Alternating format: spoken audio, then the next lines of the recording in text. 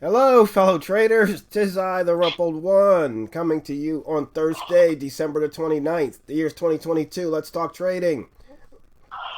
Managing winning trades, part 3 with Walmal. As always, these videos are for educational purposes only. Your results may differ from mine and differ from Walmal. Walmal, you're stacking up the pips today.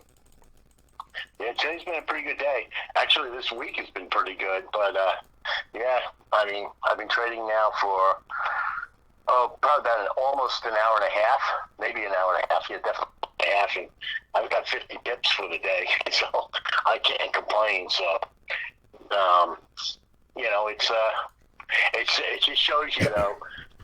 On days like today, where supposedly we're on a holiday week and there really shouldn't be that much activity, well, depending on what and how you're trying to trade, there could certainly be lots of room to go and make some pips. I mean, the range for today is only 51 pips. The daily range is only 51 pips. I've got 51.4, and people will say, well, how can you get 51.4 if the range for the entire day is only 51?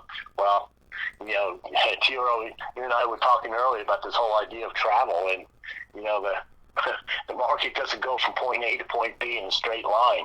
It zigzags its way, and if you're only looking to pick up a couple of pips here and there, and you just keep on doing it over and over again, taking the trades as they come along, and not being silly, not overextending yourself, you can stack them up.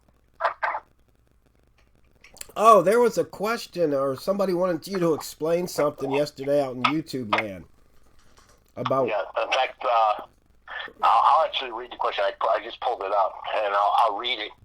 The fellow, or guy or girl, I'm not sure who, because of the name on it is kind of mystery. but the question, they said, Walmal, why move from 10 to 15 pip core rather than increase your lot size? And explanation of the question is, for a long, long time, I was saying that my core is 10 pips. That's what I want to make for the day, is 10 pips. And recently, I've moved that up to, actually, I have a dollar figure, not an actual pip figure, but I have a dollar value that I wanted to go to. And what that means is, if you do the math based on how I trade, and what I mean by how I trade is, Kiro, you can go and basically let the traders know that I always trade the same lot size. That's true. I always trade, the same exact lot size every time. And so when I did the arithmetic, it's like, okay, well, that basically means I need to get 17 pips. I don't look at the pips really for counting. I look at the dollars for counting, but and that's what I need to do. So the question is, why go to 17 pips as opposed to just increasing your lot size? Well, the answer is, I did do that. I went and increased my lot size, and I increased it, and I increased it. And what I found was that what was happening was that I was actually winning less trades, and and so, but I was still attaining what I needed to obtain, but it was more difficult for me, and I was, I just wasn't winning as much money. So at the end of the day, if I needed to go and have X dollars in the bank, or at least that's what my goal is to have X dollars in the bank, what I was finding was, when I moved up my lot size, a lot of times I wasn't getting to X dollars. I was getting to X dollars minus, something. And what I found was that, what I needed to do was, I could go and get the pips. I'm going to go back to where my sweet spot was. I'm going to go back to going and trading, the same number of lots I've been trading all along, that I was able to go and do well with. And when I did that, a little bit of an experiment, when I dropped back down to, a lot size that I felt comfortable with, I could go and I could put more money in the bank just by going and trying to get more pips, and but that's the reason why I did it. Now, the question would be, how could that be? Well, what it really comes down to, at least for me anyway, what it comes down to, it's a psychological thing. It's, I just did not feel comfortable that every time the tick, you got a tick, and it moved, a couple of points. I was either seeing an increase, well, that was great, of a big number, but I couldn't deal very well with when it moved down, and I took a decrease of a big number. It was messing with me. It was messing with my psychology. I was getting out of trades too early, or I was then put into a mode of sometimes when trades went against me, I wasn't willing to go and just get out with the loss, because the way I was looking at it was now, and I know this is wrong, so haters out there going to read me in the comments, but I was going out there and I was seeing these big losses, or these, what before would have been a little loss, now I'm looking at it as a big loss, and now I can't give up. I can't, well, I'm not getting out of that trade. I'm down a lot. And I know it's going to come back. And then what it did was it snowballed into even bigger losses. And then at the end of the day, yeah, I'd make it up. But then it became this, this battle to go and make it up. And it's like I'm coming out of the day completely exhausted. And in fact, if you remember, TRO, there was a point where I kept on saying, I don't know if I can trade tomorrow. I'm just too tired. Yeah. I'm too exhausted. And that's the reason why. And we every one of us needs to go and find their comfort zone. Find out where your sweet spot is. Find out where your barriers are, and then find ways to go and make that work for you. And that's the challenge of being successful. Yeah, it certainly is. And it's kind of funny because I remember, used to put on those Magilla trades. Those 10 lot trades, but every pip is $100. Oh yeah, I mean that can, I don't care how big your account is.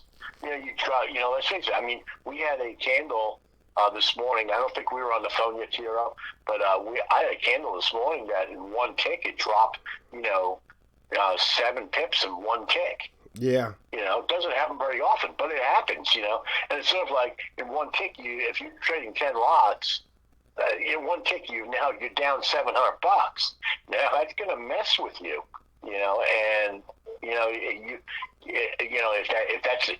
But some people, hey, that's that they look at, well, my account size is big enough, and my constitution inside me, my fortitude inside me. I'm willing to go and take that hit, because they also know that if they're able to go and control the emotion on that, they also know that very well next tick could be a tick where it goes up 7 or 8 or even 10, or even 10 pips. It could easily happen. It has happened, especially during news events. Right. Which, by the way, we're going to have a news event in about 1 second.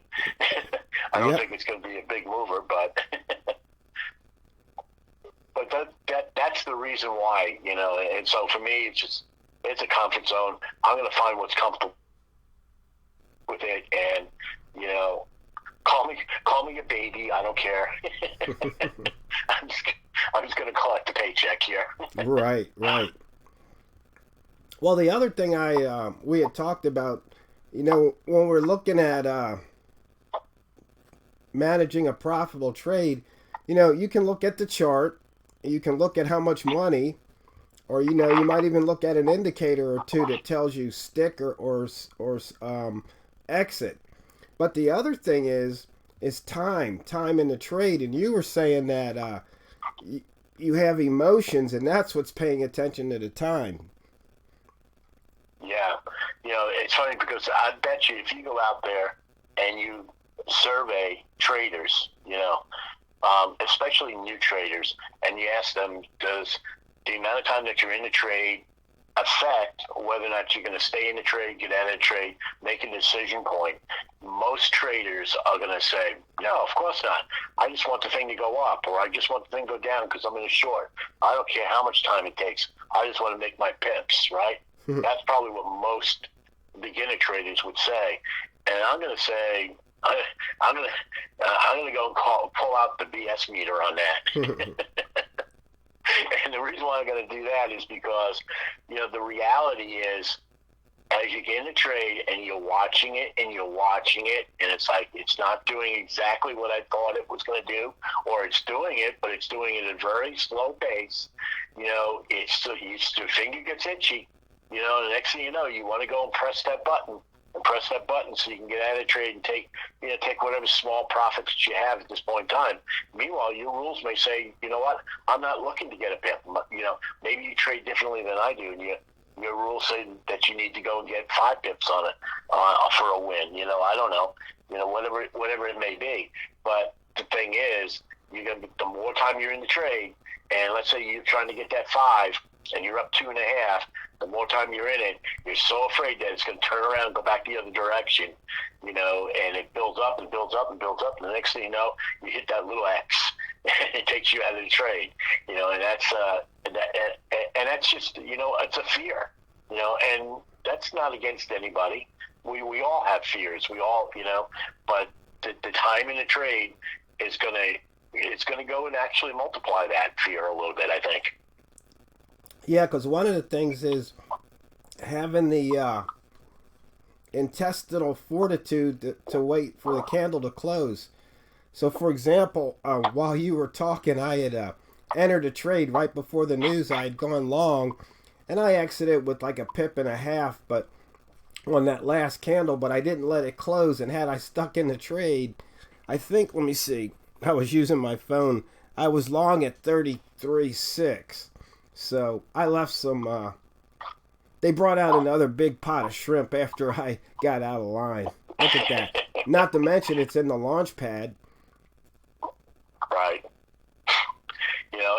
And the thing is, that's part of trading though. And it's like, okay, and if you know that's the type of person you are, that you're very impulsive that way, and you can't handle the time factor very well, you know what? Then maybe going and trying to be a swing trader is not for you, unless you're willing to go and press set the trade up, put the trade in, put a TP out there, put a stop loss out there, turn off your computer. Literally, turn off your computer. Come back tomorrow and see what it did. I wouldn't even turn the computer on. I wouldn't check on it. Find a way to go and do that. If you know that you're an impulsive type person like that, but you still want to go and trade those type of trades, that's how you do it. Right. Or you go back and do what I like to do, which is, it's kind of scalping. But it's not technically, by definition, it's not scalping, but it's close to it anyway. And you're just trying to get in, get a couple pips here and there, and just go and know that today I'm having a fantastic day. My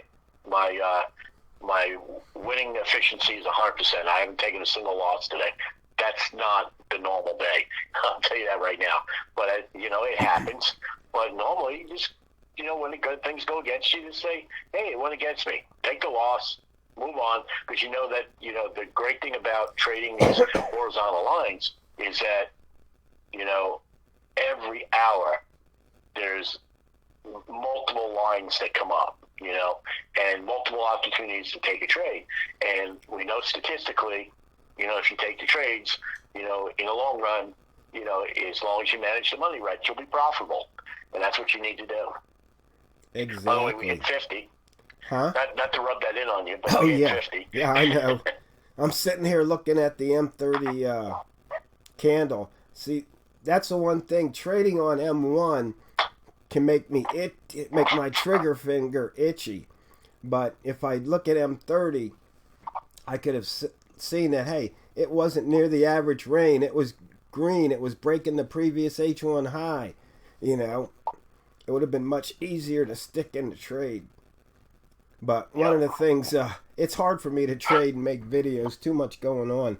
Not to mention bandwidth considerations. And you really shouldn't do it, Right. And we can go and translate to other things as well. Yeah, so anyway, fellow traders, the fastest 15 minutes in trading is just about over. Once again, keep your questions coming. We will happily answer them if we can. But when you're at your trading screen, always remember, never forget, it's not what you trade, it's how you trade it. So go out there and drain the banks. This is TheRumpledOne, over and out.